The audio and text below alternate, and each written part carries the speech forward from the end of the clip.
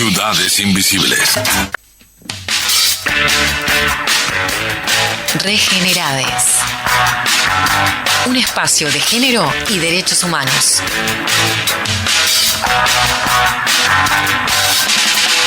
¿Cómo andas, Andrea Camarano?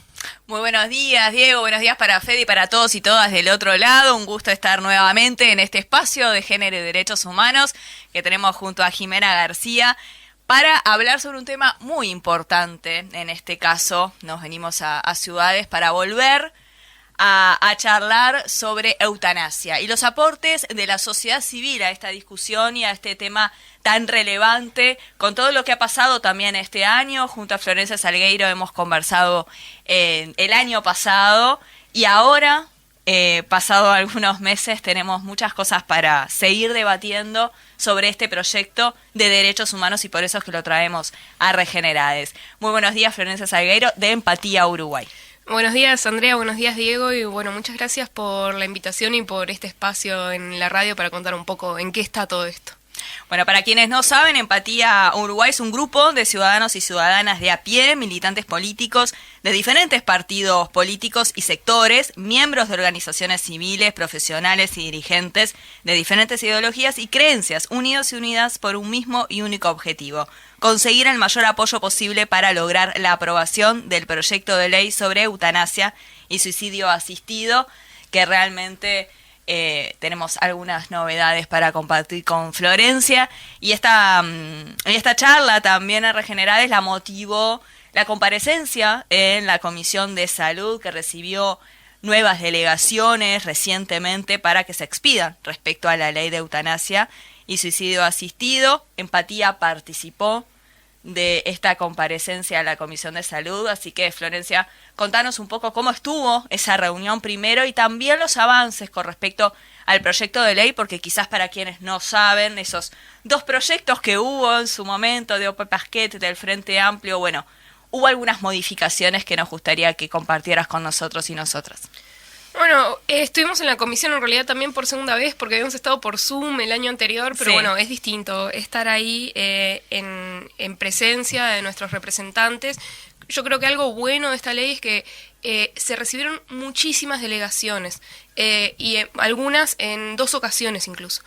Y eso habla de, bueno, la calidad y el cuidado que están teniendo en ese debate de escuchar todas las voces y escucharnos a nosotros también. Y eso estuvo, la verdad, fue una oportunidad. Nosotros lo que llevamos fue, bueno, de estas discusiones que se están teniendo, cuáles, como están basadas en evidencia, o qué podemos aportar acerca de puntos que en realidad deberían quedar fuera de la discusión o que no son tan así como a veces se dicen, algunos Claro. miedos que hay al respecto. Y la comisión nos recibió bastante bien. Hay como una cuestión de, bueno, hasta dónde nos escucharon realmente, pero por lo menos nos recibieron, quedó el acta taquigráfica que estuvimos ahí y pudimos llevar estos puntos que creíamos que era importante desde ámbitos no partidarios también colaborar a esta discusión, porque es un tema que tiene mucha arraigo en la opinión pública y eso no sé si se está reflejando lo suficiente en el trámite parlamentario. Teníamos 2 proyectos, el que presentó Ope Pasquet en marzo de 2020 y el que presentó el Frente Amplio en diciembre de 2021. Y por suerte, yo creo que demostrando también la madurez de nuestro sistema político, esos 2 proyectos están en trabajo de ser unificados. Ope Pasquet, la bancada de diputados del Partido Colorado, y el Frente Amplio, específicamente Luis Galo, que es el que estuvo un poco comandando esta negociación, están por presentar un proyecto unificado. Bien. Que retoma aspectos de ambos proyectos de ley, porque en realidad tenían un espíritu bastante similar, si bien había algunas diferencias, ambos compartían la noción principal de que esto tiene que ser una ley. Y este proyecto va a estar siendo presentado, este proyecto unificado del Frente Amplio con el Partido Colorado, va a estar siendo presentado, yo creo que la semana que viene o en un par de semanas. Está muy cerca de ver trámite parlamentario. Esto, una vez que pase por ahí, tiene que ser aprobado en la Comisión de Salud, que ya están los votos, y luego pasaría a diputados, pero recién se va a tratar en diputados cuando termine la rendición de cuentas. Eso quiere decir finales de agosto o principios de septiembre. Pero ese es como el camino que está siguiendo ese proyecto. Bien, pero es bien importante esto, ¿no? De la madurez del sistema político para poder unificar estos dos proyectos que tienen una sola visión, que es garantizar el derecho humano a decidir, a tener esa posibilidad de decidir el fin de la vida. Un poco también conocer la visión de empatía y de las organizaciones, de la sociedad civil con respecto también a estos proyectos de ley, que bueno, que ahora va a ser uno solo, como mencionabas, pero para que la gente comprenda el por qué es un derecho humano cuando hablamos de eutanasia y ese derecho a decidir. En realidad ahí, Empatía Uruguay, trabajamos mucho con otra organización de la sociedad civil que se llama Muerte Asistida Digna en Uruguay, con distintas perspectivas. También hay otras organizaciones que aportan desde otro lugar y por eso también fue que organizamos el evento el jueves pasado en la Sala Acuña de Figueroa del anexo del Palacio Legislativo. En sí, la visión principal es, así como uno tiene derecho a decidir sobre su vida, que también pueda tener derecho en circunstancias excepcionales y que tienen que estar bien delimitadas por la ley, a pedir ayuda para morir de una manera digna. Esto quiere decir que ante una enfermedad que es irreversible, que es incurable, que te está haciendo sufrir un montón, si vos como individuo estimás que esa vida ya es demasiado insoportable y esos sufrimientos no se pueden tratar de una manera adecuada, puedas decidir, bueno, voy a pedir ayuda para morir de una manera que sea sin dolor, que no sea violenta, sin como dejarle a mi familia, pero uno podría decir, bueno, ¿y por qué no te suicidas? Bueno, porque justamente claro, tal vez uno quiere tener las garantías de que va a morir sin dolor, sin violencia y sin dejar como una situación incómoda para la familia. Y entonces, bueno, si pensamos que las personas tienen derecho a decidir también sobre su propia muerte y que no hay una sola manera de morir, sino que eso puede variar según las experiencias personales de las personas, sus valores, sus ideologías, lo que sea. Entonces tenemos que pensar cuál es la mejor manera para que haya garantías para todas las partes, ¿sí? Para que realmente esa voluntad individual se refleje, para que los médicos tengan sus garantías, para que haya un acceso universal en todo el territorio nacional y para que únicamente se den los casos que la ley determina. Entonces ahí hay un poco de lo que se está discutiendo acerca de cuál es el procedimiento, cuál es el ámbito de aplicación. Pero en el fondo de todo esto está considerar que el individuo realmente sabe lo que quiere. Bien. Y que puede haber algunas vidas que para el individuo, que es el único juez de su experiencia, sean insoportables. Entonces, priorizar la cantidad de vida sobre la calidad de la vida es hacerle un daño a ese individuo que está pidiendo exactamente lo contrario. A mí me gusta mucho una frase que dijo un filósofo español, que la voy a parafrasear porque no me la sé de memoria, que es, confundir eutanasia con homicidio es como confundir amor con violación o robo con regalo.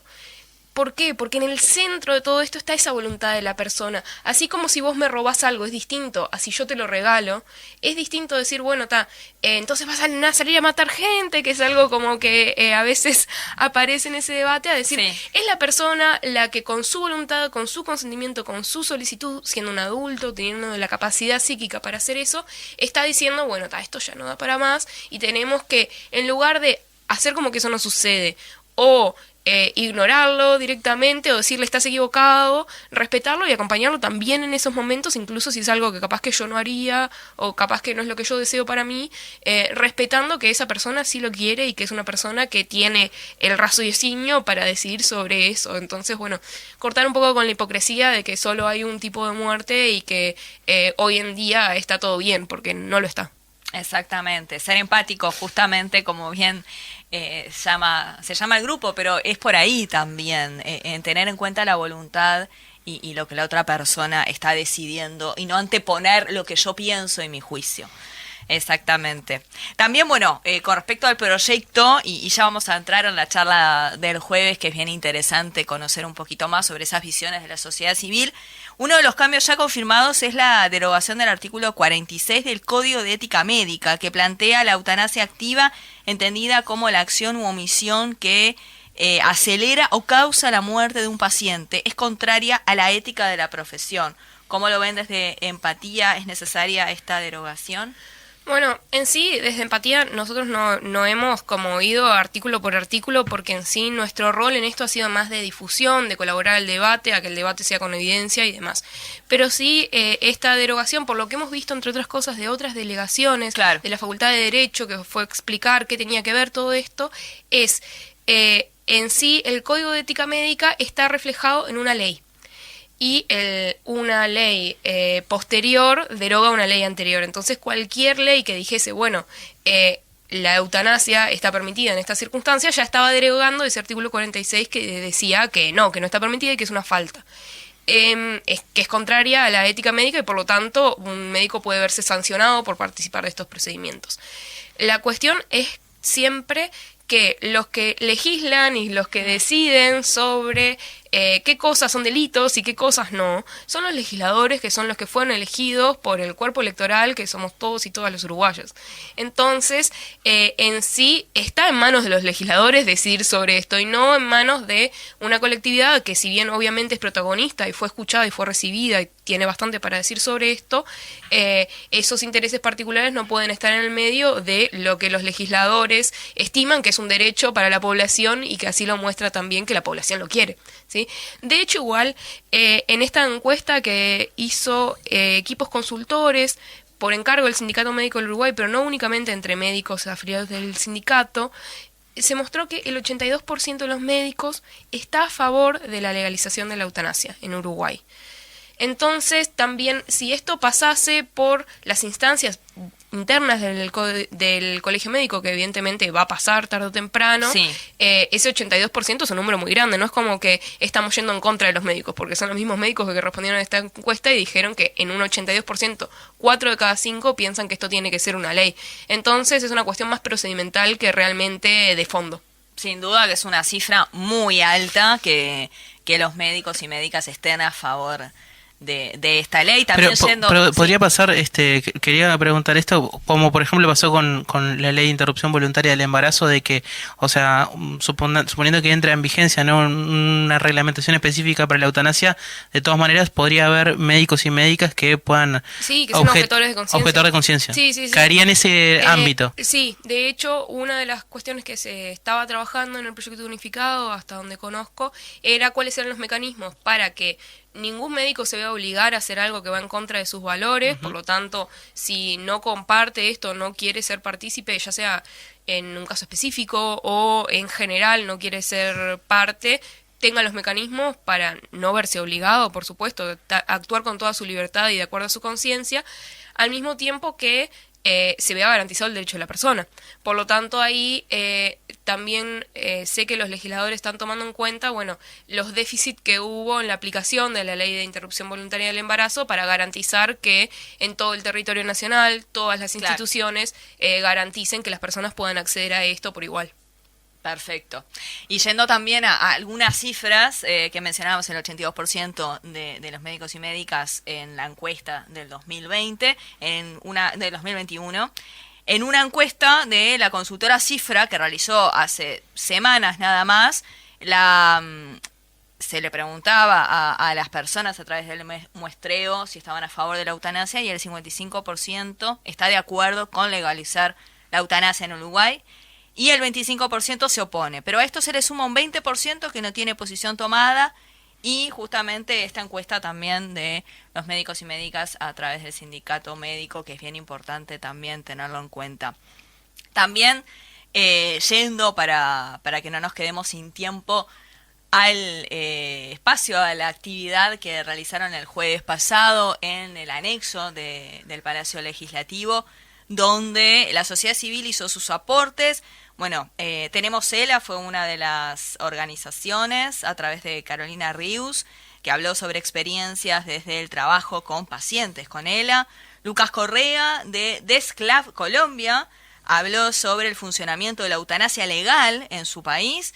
Florencia Salgueiro y Mateo Prigue de Empatía Uruguay y Clara Fassler e Ítalo Bove de Muerte Asistida Digna en Uruguay fueron quienes se expusieron en esta actividad. Preguntarte cómo vienen trabajando justamente con la sociedad civil y con otros compañeros y compañeras para también hacer esos aportes desde las organizaciones a este proyecto de ley. Bueno, en realidad ha sido un trabajo súper fructífero y súper lindo trabajar en estos ámbitos que tienen que ver con organizaciones que no están ahí por poder, no están ahí por dinero, estamos ahí porque creemos en algo. Entonces, bueno, como te mencionaba específicamente con Mau, que tiene como una visión, incluso ellos fueron los primeros en empezar a hablar de esto, Sí. en una visión más de profesionales y de gente relacionada a la aplicación de políticas públicas, de la medicina, de cuidado, de salud mental. Bueno, ya tienen un camino recorrido en ese sentido y ellos, por ejemplo, fueron con un aporte bastante fuerte en cuanto a qué déficit tenían los proyectos de ley y en qué cuestiones creían que había que ir un poco más allá incluso. ¿Sí?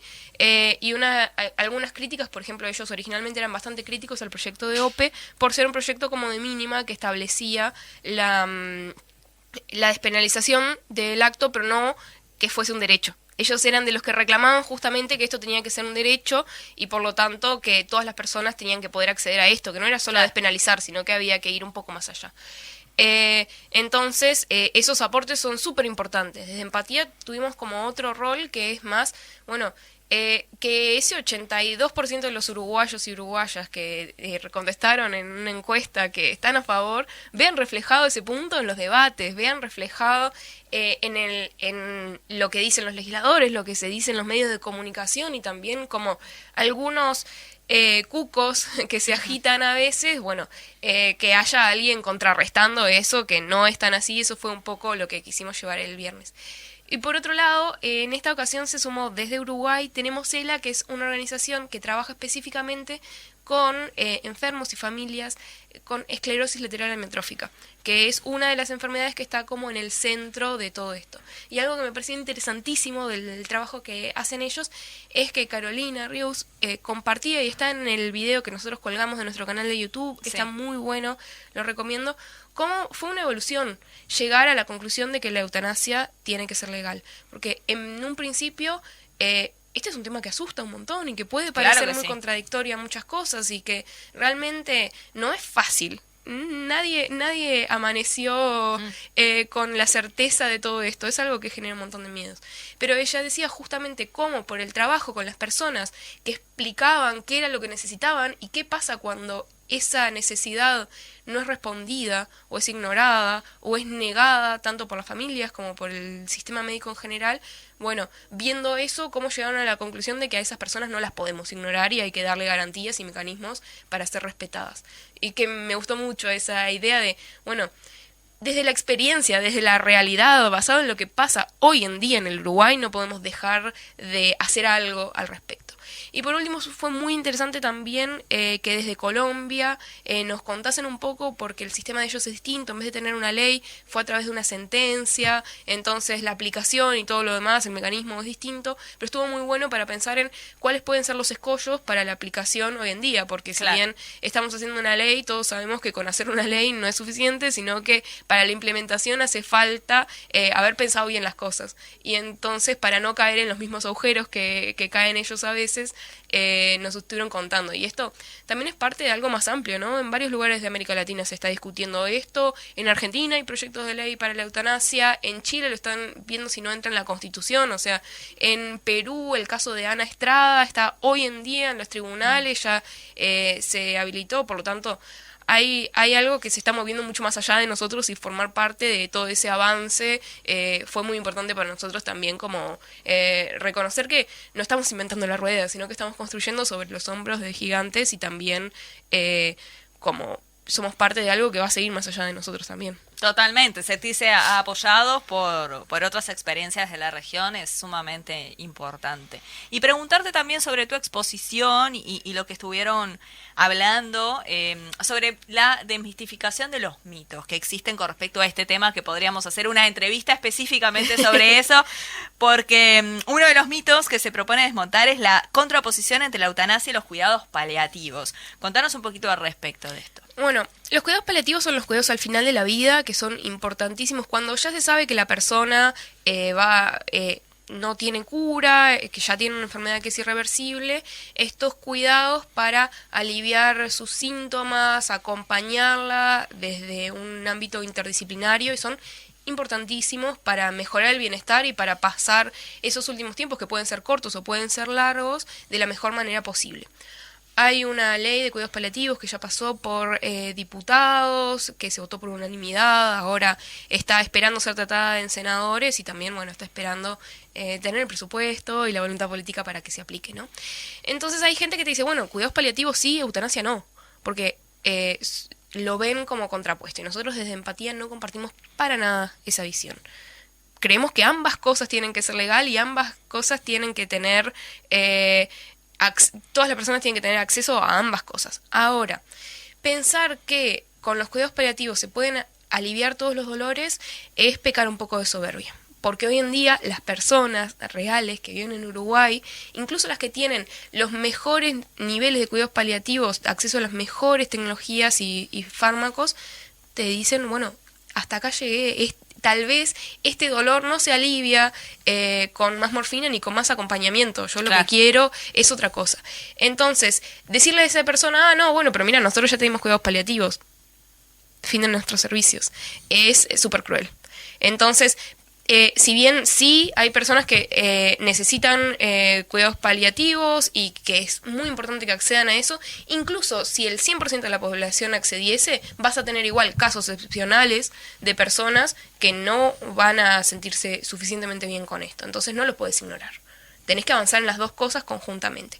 Y por otro lado se dice, bueno, pero hay mucha gente que no accede hoy en día a los cuidados paliativos en Uruguay y entonces capaz que quiere morirse porque no sabe que se puede aliviar.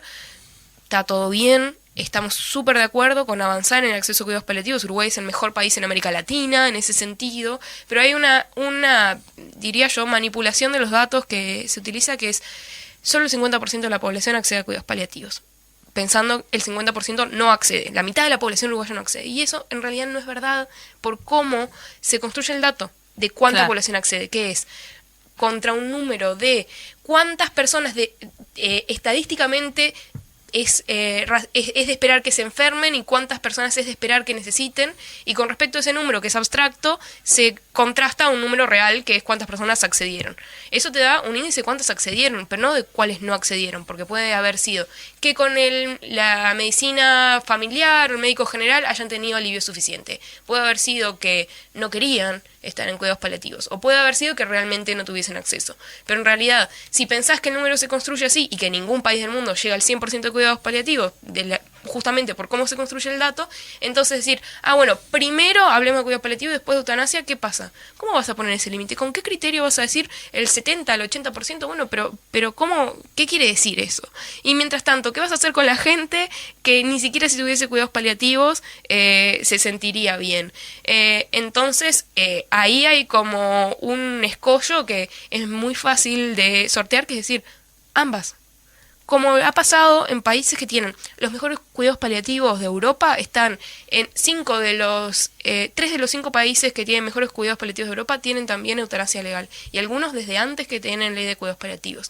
Y eso te muestra que se puede avanzar conjuntamente y que no hay tal como, bueno, tantos de la gente va a querer toda morirse y entonces no va a tener cuidados paliativos. Eso no se condice con lo que pasó en Países Bajos, en Bélgica y en Luxemburgo.